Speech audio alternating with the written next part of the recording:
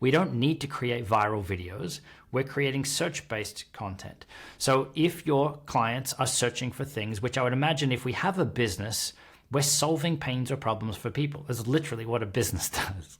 So there's things that people are searching for where you can show up and be the guide to help them.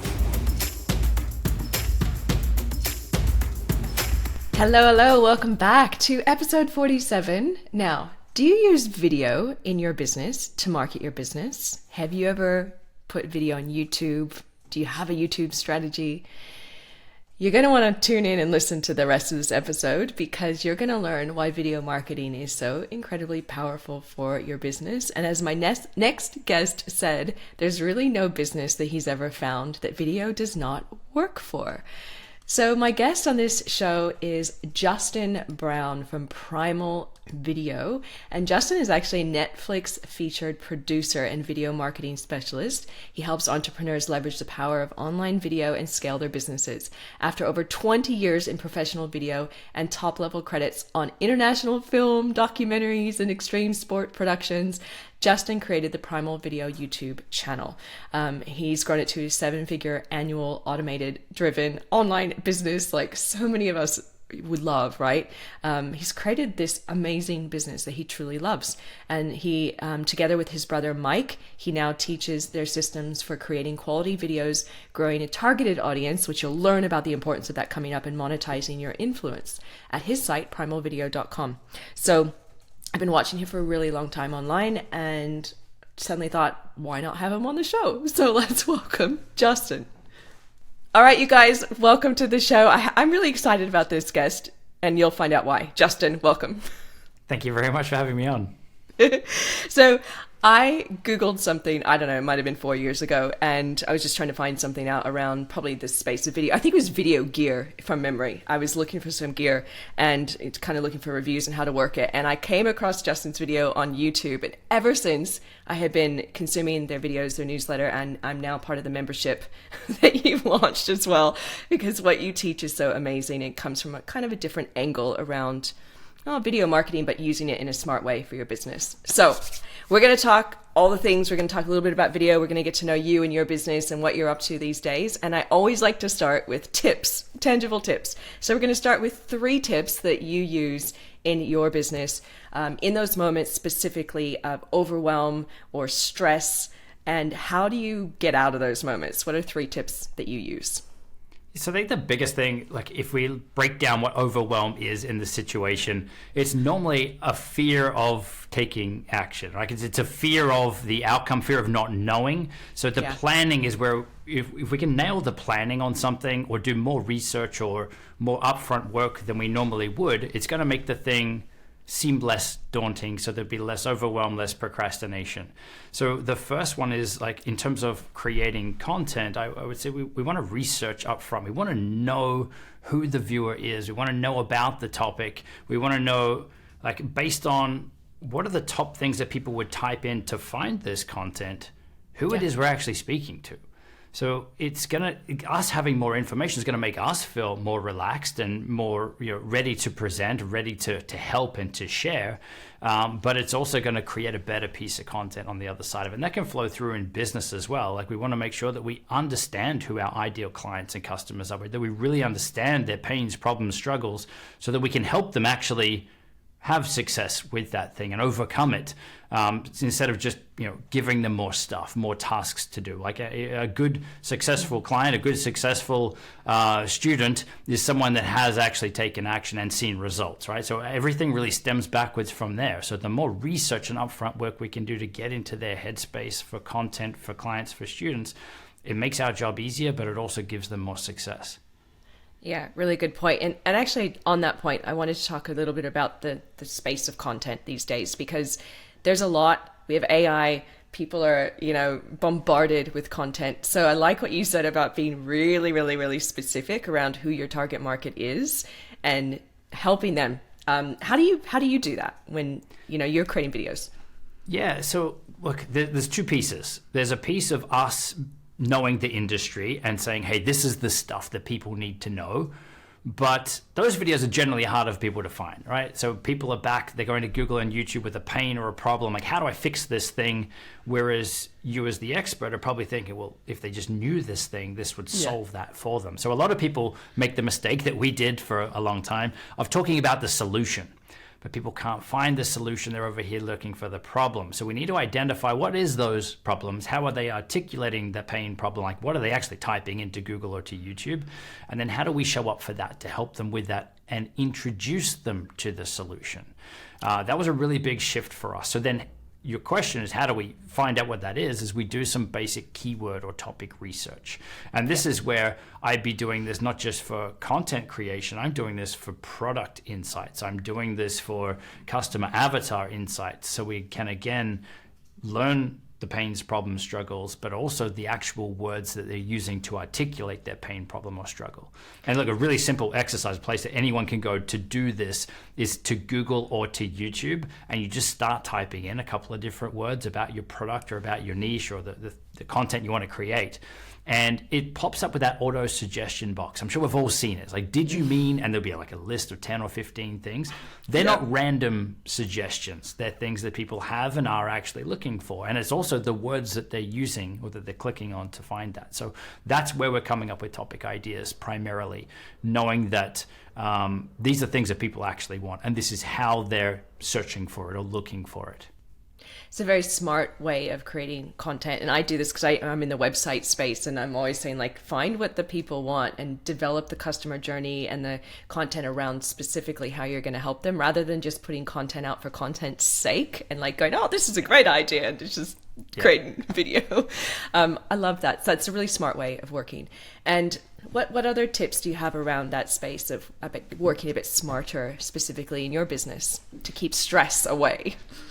Yeah, I think it's having clear boundaries is another one, another obvious one when you hear these things. And I always like the idea of it, but I was never really big on calendar blocking.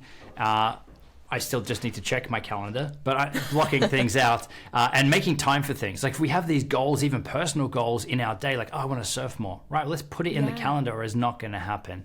So that's something that's an ever evolving thing from my side, but just having the systems and the processes and stuff to actually help us move towards the things that we want to do, and allocating time and space for it, because we're always probably going to have a never-ending to-do list, especially if we are in the entrepreneur or we're going our own business or whatever. Like we can just fill our day doing stuff, but we're also on this journey to have the life that we want, and we don't need to wait until whatever day that may never come to have it. Like we can have a great life now. So building this lifestyle, but having the boundaries in place to say, here's my day for calls, here's my day for work, and here's this time for me. I think that's super important. It's crazy how we forget that we're in control of our time, especially in those like high growth phases in business as well. Like we literally forget somehow. So yeah, you have to hold those commitments to yourself as much as you do with your clients, don't you? It's a crazy, and it's still a struggle for me, because we want to do so much. We and again, we could just spend the whole day working on the business, in the business, like, and then bringing in team and all of this stuff obviously is there to help you, but we can just fill our days really quick. So I think it's, for me, what I do is on a Sunday afternoon is I'll just stop, take stock, look at my calendar for the week and go, okay, here's what I've got on, and here's my me time in here. But also, like, what are my non-negotiables? For me, I want to be able to drop the kids off at school, pick them up afterwards. So it means that my work time is in and around that, which is fine. But it used to be, oh, I have to drop the kids at school, so I can't work as much. And it was a negative thing for me, instead of, no, I get to drop the kids at school. I get to hang out with them before. I get to pick them up afterwards and see how excited they are to come home and tell me about their day and all that. I would miss that if I was blocked out or headphones on or on calls and stuff at that time. So yeah, I can make up the hours if I need to, other places, other times, but it's building your non-negotiables and your boundaries as to what do you actually want your life to look like. Very good. Now, do you have any last tips on that space, on what you do around, keeping stress at bay in your business? I think it really is having that downtime away from work. I think where we have, I mean, you've all heard, I get the great idea in the shower or going for a swim or a walk on the beach or whatever. I think having that place, and this is why it's so important to go back to the previous one of boundaries to block this time out. But some of the biggest ideas and decisions and stuff we've made for our business have come from not being at work, not being doing work tasks, just being out in nature, walking on the beach, surfing, bushwalks, whatever. Like that to me is the place where that stuff really comes in. But it's again making the space to go and do those things. Have you found something similar? Very, very similar. So what you're saying to me, I used to have another business, an agency with a co-founder, and I was literally stressed to the max, heart palpitations, wasn't sleeping well. I had no control of my time. And then with this business, time blocking, exactly as you say, I spend my Sunday, I have a thing where I say yes, no, maybe. So I look at the week ahead and I go, what are absolute yeses, including the ones to myself, my self-commitments, no's, I can move it, and then maybes, well, see if they can fit in. But I don't stress, too much about that. Yeah, I like that. And this is where it comes down to your inbox as well, right? So a lot of people, first thing is they'll check their social media, their inbox or whatever, and you're just reacting to other people's stuff. It's like my phone lives on silent. So there's a few like family, whatever, for calls that it'll come through. But for everyone else, it's like, that's me reacting to them needing something from me at this time. And what if I'm doing something else? Yeah. Speaking of inboxes, there's a good book I just read called Buy Back Your Time. Have you heard of that one? I haven't, no, but it sounds like something I literally have it on my desk. So for you guys watching the video, this is called Buy Back Your Time by Dan Martell. Yeah. It's all about managing your inbox. And I literally just in the last 2 months, I now have my assistant actually checking all my emails, which took a lot of systems, a lot of trust, but it's like these pivotal moments to free yourself up. They're really important, and it's well worth the time to build them into your business. 100%. Like my inbox used to be the same. I was treating it like my to-do list, but then it was also getting all the promotion stuff from the YouTube channel and just noise and crap coming in. So yes, now we have built systems where people can go through and move stuff, respond to stuff. Auto responders as well have been huge, but it's just buy back your time. I like it. Yeah, it's good. It's a good concept. So I want to know a little bit more about how you work, and we can do that through a case study, or you can talk through just how you work in general. But I always kind of find when you think of an actual client in your brain and you go, this is where they were and this is where they ended up and this is how I worked with them, that can be easy. So how do you work with people, Justin? Yeah, so I'll give a little context. So for us with our business, the face of our business is our YouTube channel, which we passed 1.5 million subscribers a few weeks ago. Yay. So it's still a crazy thing for me. Those poor people looking at my face on the other side of a camera. So it's still a weird thing for me. But what I like is the impact that we can have. Like you said, you found me through a Google search, right? That was us, again, looking at doing some research. What are people's pains, problems that we want to show up and help? And it'll be the same for anyone listening. Like there's things that your audience, your ideal customers, clients, students are searching for, are looking for, and how do we be the ones to show up for that?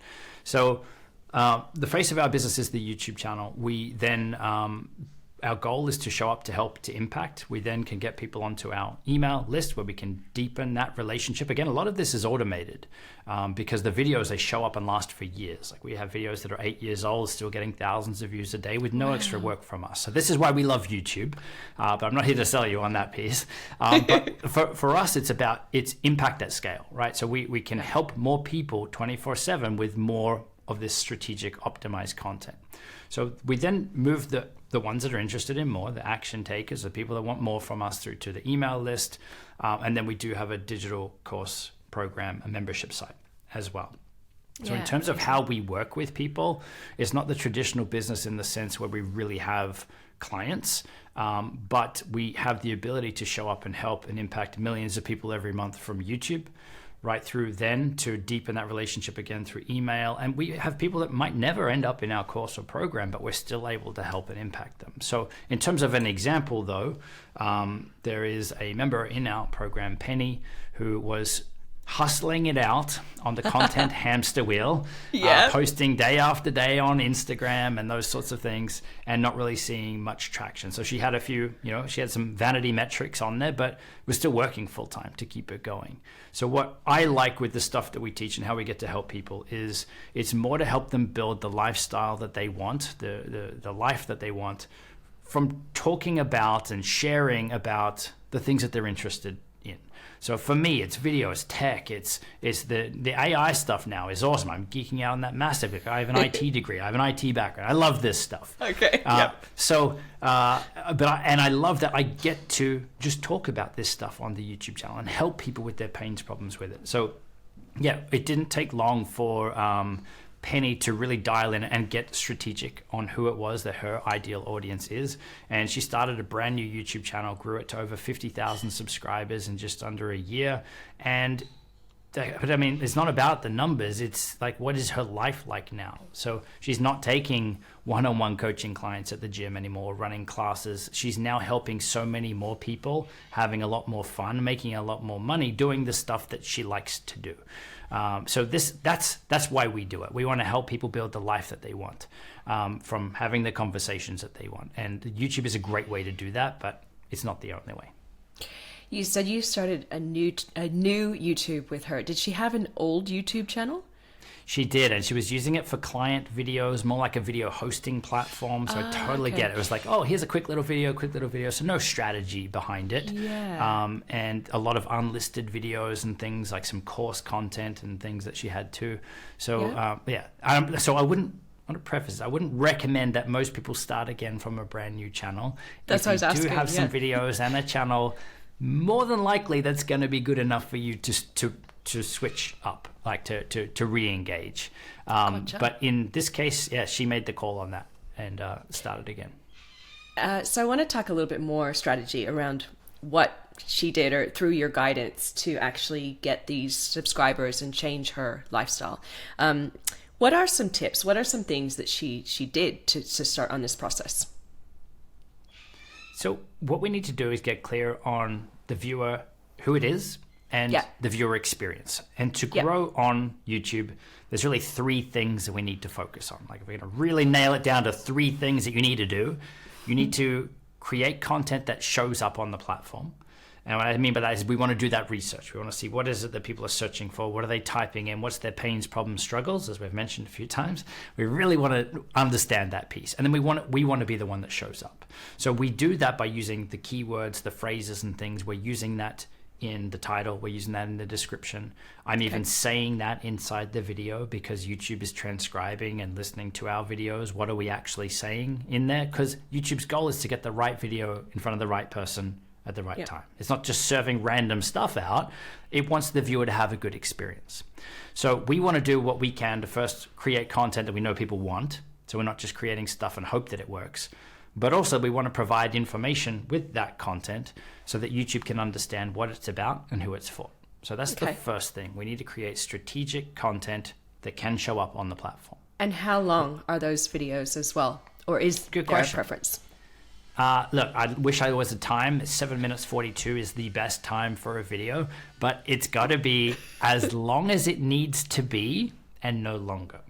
So if it takes you 5 minutes to cover a topic to the detail that you want to, or the detail that your viewer would expect to fully understand or grasp a concept, then make it 5 minutes. If it's 20 minutes, make it 20 minutes. The longest video we have on our channel is about 35 minutes and it's got a few million views.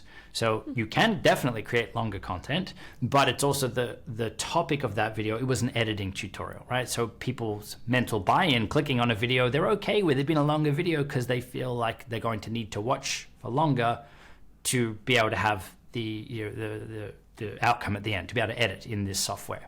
If it's something that they think should only be a quick thing, like how to upload a YouTube video, and they saw a 20-minute video, they might not click on that because it's probably only a 2-minute task, right? So, or less. So it's got to be in context, but the quick answer is make your videos as long as they need to be to give your viewers everything that they need, but don't make it any longer. Don't drag it out longer, because you hear some of these YouTube experts say, you've got to create longer videos for watch time, for session time. It's I mean, that's only a very, very small piece of it, and you're going to be very well misled that way. So we want to treat the viewer a good experience. We'll give them a good experience. Excellent. So and yeah, we need to show up was number one. We then need to get ours clicked on, right? So even if you're showing up in the top spots on search, what if no one's clicking on it? They're not going to see your video, right? So the thumbnail strategy, super important. So important. Yeah. And I hate making thumbnail images. I feel like an idiot. I'm just pointing, smiling, pulling silly faces. I wish that it didn't work that way. I wish that those thumbnail images didn't get clicked as much, because we're trying testing. And this is where I'd say for anyone, like, it's always, your goal is not to compete against others. You're competing against yourself. Like, how do we keep people engaged longer in the video? How do we get our thumbnail images clicked more? Like, what are other people doing in their thumbnail images that are showing up around our video? And what could we do to make ours stand out and get clicked more? Because world's best video, no one clicks it, no one's going to see it. So thumbnails, very, very important. How often should you be posting a video as well? Yeah, I think it's not a case of more content, more results. There's people that post daily and see next to no results, right? So it's, again, being strategic. For us, what works for us is one video a week. But they're also, like, some people will be freaking out hearing that. Thinking, there's no way I could do a video a week. Look, some of the biggest channels post a couple of times a month or once a month. Some only post a couple of times a year. So you can have success with any of them, as long as it, again, is a good piece of content, good experience, and that the viewers like it. So for us, what we found works best is one video a week, but totally get for some videos, especially if you're making something, crafting or anything, it'll take longer to do those things. So if it's one every other week, not a problem. But being consistent does make it easier for you to grow, because your audience, you're building that viewer behavior that, hey, there's another video dropping around this time, so they'll look out for it. So we can help train the algorithm and your viewers to keep checking back in. So now I want to change gears around actually videos, and if you don't like being on video, because I know you were saying when we were having a conversation that at the start you didn't like to be on video. So for somebody that's listening to this, they know they need to be doing some content out there. What would you say to them if they're literally like, Justin, seriously, I don't want to be on video. I shouldn't be on video. Cool. So just before we get to that, I just don't want to leave everyone hanging. I said there was 3 things. Of course, so yes, keep going. If I just give them the third one and really quick, then I'll lead straight into that, because that's a good one. Yeah, I used to hate having my photo taken, let alone being on video. The third area, so after we've got strategic content, we've got them clicking the thumbnail image, we then need to focus again on that viewer experience. What can we do to keep them watching? If they're leaving straight away, YouTube's going to say, hey, I don't care if you nailed the title, the thumbnail, this video isn't good for that viewer. So we need to then be strategic with how we're actually delivering the information. To your question, this is where we don't want to pad them out unnecessarily, make them short, sharp, or to the point, as long as they need to be and no longer. But our goal then is to keep people watching. So yes, my tips for being on camera, look, it's been a growth journey for sure. This still pushes comfort zones. I'm never like, yes, it's filming day. I like the outcome of making the videos more than the process of making the videos. Yeah. Right. So I like the impact that we can have. I like seeing the comments come through. Thank you. You helped me make my first video, or whatever it is. I like seeing people take action from it. So that's what drives me. So then it's like, okay, if we're doing this thing, then I need to get better. I need to progress. And what are the things that we can look at? Now, we're always going to be our own worst critic. So if you're starting out, you probably hate the way you look, sounds, come across on camera. Look, you've got to get past that. So practice does make perfect. I wish I had a better answer, but live streaming is one of the fastest ways that you'll get comfortable as well. Ooh. Now, I'm sure there's people that are freaking out with that too. You can go live on Facebook or YouTube just to yourself, like as an unlisted or a private thing. Just go through the motions of talking and just describing your day or answering a frequently asked question that you would have from one of your clients or students. Just get used to that piece. But also on the video side of things, editing is there for a reason. It's there to remove all the bad stuff. And I think people would still be surprised if they knew. I think we're at 580 videos on our channel. Wow. Still how much editing goes into them to remove all of my mistakes and bad takes still today. So it's there for a reason. Just do the best you can. There's tools and things to help, like teleprompters, or again, it comes back to that planning of having a clear guideline of what it is you're going to say. But I think there's this misconception of people just pressing record and winging it and creating a good video. I think I've met one person in my life that has done that, but even then we could have made it better with some editing, like just tightened up some things. So take that pressure off yourself. We're not born with this. This is a skill that can be learnt. And yeah, if you want a good laugh, go and check out the early videos on our channel where I didn't blink and no energy or anything like that. Excellent. So yeah. How about you? Like you're on camera now. How have you found this experience? Yeah, I love that you're asking that question too. Yeah, I think like you at the beginning, I just did it. I didn't want to. I just did it. I've been doing videos for a really long time, and now I guess my big tip is I don't watch it back. So okay. I'm kind of at that point too. We have editors now. That's all I do. I give it to an editor and I'm like, I don't want to watch myself on video. But yeah, I think the biggest thing I've learned over the years is just to understand who you are, your personality, and bring your personality. Like, it's just be yourself, you know? Yeah. Like, if you're quirky, be quirky. I think that's my main thing over the years. But no, it's a good question. Are there any businesses that video marketing would not work for? I haven't found any where it wouldn't work for. The only ones I say the more difficult ones is if you're a musician. That is a harder game because people aren't necessarily searching, like if we're looking at organic traffic, right? We're trying people to find you and discover you.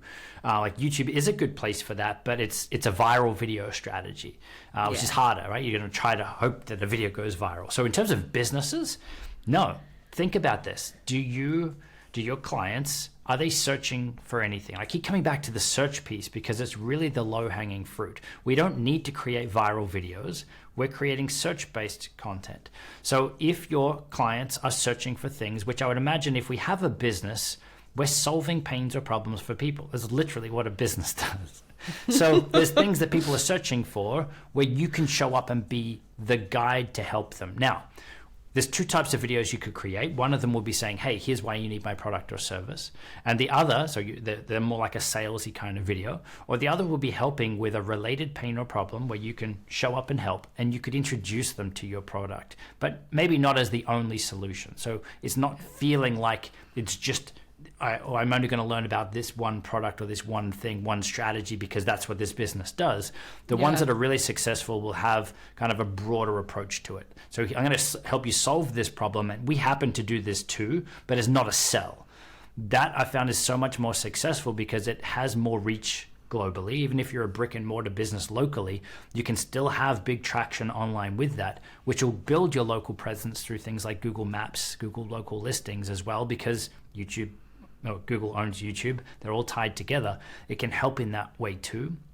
But the other side of it too is there's probably other revenue streams that you could bring into your business off the back of having content out there that aren't relying on people actually signing up for your services. So the biggest piece of revenue for us in our business is not people signing up for our membership. It's actually affiliate revenue. So when I mention, here's the top 5 microphones that I recommend, again, it's just my thoughts and opinions. Like you don't have to be the same as your top 5 microphones. It's just mine. And there'll be affiliate links if there are links for it. So we have people that watch videos like that, and the comments are great because they'll say, thank you, I just bought microphone number 1, or number 2 was amazing, I just got that one. So again, we're taking that value-based approach of how do we help people, but we're able to also generate revenue off the back of it as well. So there's opportunities there for businesses to be generating revenue. I mean, there's YouTube ad revenue and those sorts of things as well, but to be helping their people, their customers, maybe before they're even customers or after they've been a customer. So with a lot of businesses, we have a start point and an end point. What we're offering to the customer is a transformation in the middle, right? So there's a thing that they want that they're coming to us for, and there's a thing like when we've delivered this, that they've reached that outcome, that they could move on. right? Yeah. So what about other related products and services that are before they get to us that's going to make them a better client for us, or after us that's going to take them to the next level? And maybe there's some affiliate opportunities and things that you could do, referral fees and stuff that sit on either side of that. So that's what I like about this, is not just getting people in the door. Yes, you can definitely do that for a business, but you can also help so many more people that you probably wouldn't be able to reach and help otherwise, but also other revenue streams as well. That's really interesting to hear, that that's a lot of where your monetization comes from, is affiliate links. Do you also monetize through ads on your videos? We do. As well? So there's 3 ways that we make money: is YouTube ads, the affiliate stuff, and our digital product. So this is where, I mean, there's so many different ways that we could make money from this.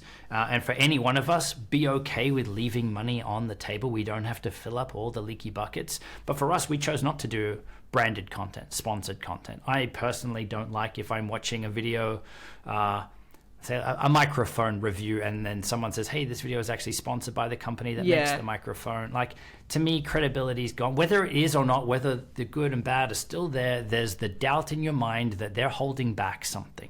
So we don't want that in our content. Yes, we could be making a lot more money if we were doing that, but we still have a 7-figure business keeping it the way that we want. So this is, I guess, what I would say to people is, you don't need to do everything. Work out what it is that you want to do and how you want to show up, how you want to be seen, what are your non-negotiables and your boundaries and things that we touched on at the start. And you can build the business that you want from this. Absolutely, just like you have. So if people are listening and they are very keen and interested in learning about your membership, your digital product, and everything that you do, where do they go and learn more? So our program is called Primal Video Accelerator, and really it's the deep dive into the more advanced stuff that we cover on our YouTube channel. So a good place to start would be our YouTube channel, and to see that, how we can help you with the video creation, then getting views on it, through to then the monetization. Those are really the 3 pillars. And then inside our programs, where we dive deeper into that and share the advanced email marketing strategies that we have to help us increase our reach, to help us grow our YouTube channel and affiliate marketing and all of that stuff. So it's called Primal Video Accelerator. Guys, that is what I'm a member of. I highly recommend it. I'm busy as a business owner, so I actually have a team member. I just tell her to go do stuff from the membership. Awesome. There's nothing wrong with that. It's so cool. And I already have a YouTube channel, and guys, how I'm using it is I literally am going through the program to restructure, make everything better, and then have more of a strategy going ahead. And so it's just so to the point, easy to follow. And you can tell, if you're watching this video on YouTube, you can see Justin's vibe and also probably hear it in your earbuds. But it's highly recommended. And no, I'm not an affiliate. So thank you very much. That's so awesome to hear. And this is where, for us, we just love hanging out with cool people doing cool stuff. So this is a great example. So for your channel then, have you started to see leads and traffic and stuff and impact and comments and things coming through? And how's that reaction from your side of it? Some small changes are starting to happen. I'm just now developing the plan and starting to action things, but just even going from no reactions on videos to starting to get reactions and then a comment here and there. I mean, that from crickets to actually seeing some engagement picking up. It's those little moments where your little tweaks are making a big difference. So that's really cool. And that's really what it's about. It's the small tweaks over time. So I think the biggest piece with YouTube, or the biggest misconception, is people will post a video on Facebook and they might get a few thousand views. Yet they'll post the same piece of content on YouTube, knowing that it can perform, and it might be crickets. Right? So we've got to remember that YouTube is a search engine. On Facebook, they're scrolling past stuff and it's randomly dropping stuff in, which means that you could get a view relatively easy, but Facebook tracks a view different to YouTube, right? You just scroll past as a view. Yeah. So this is where, in context of looking at YouTube and video content you're putting there as an asset, we want to build a library of optimized ranking content over time. And this is where having a strategy to do that can be super powerful for your business. Absolutely agree. And that is exactly what I'm focused on next, because I was just going scattergun. So guys, you need the strategy. As we start to wrap up, Justin, is there any last comments that you'd like to tell people around building a business that they truly, truly love? I think you're going to learn what you love by doing. Right. So a lot of people want to have all their ducks in a row. They want to have everything figured out. They want to have their 10-year plan in place. And there's nothing wrong with that. But I am yet to see a business that hasn't pivoted, adjusted, evolved as they go. And the easiest way to figure out what other things that you love is to start doing stuff and then work out, hey, this worked for really well. I enjoyed this, or, the clients loved this, but it took too much of my time. So have the ability to shift and adjust to work out where that harmony is, where I can help people and they can have the outcome, the impact, whatever, but it's lighting you up too. And it only comes by trying different things. So for us, like, nothing's off limits. We'll try whatever. If it's kind of in line with our values, we'll try whatever. But it's a lesson. It's just we're just learning stuff. We're just testing and figuring out what works, because you could have success with any type of business. Right, so you get to choose how you're showing up, how much value you're adding, how much of your time, the boundaries and things come in. But it really comes down to starting. And this is where you don't need to have it all figured out yet. You're going to fall over a few times. But know that, if it was easy, everyone would do it. And I'm not saying that to scare you or to be a cliche thing, right? It does take time. It does take commitment. But we want to be focusing on those things, like blocking out time to have fun along the way, because the game really is the journey. It's the day-to-day stuff. Now, don't wait for the pot of gold at the end. You could be having fun along the whole time. So well said. So guys, you will need to go over to the show notes, hustlerebellion.com. Please go check out the show notes. Go to Justin's YouTube channel. If you are loving what you're learning and you really want to dive deeper, I highly recommend his membership as well. And that's it for this episode. Thanks you guys for tuning in. Thank you, Justin, so much for being here as well. Amazing. Thank you very much for having me on.